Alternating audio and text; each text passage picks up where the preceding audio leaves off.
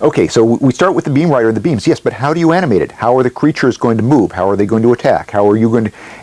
And so you have to have some vision of this before you can actually animate it. And so we kind of look around the world to say, okay, how am I going to visualize this thing?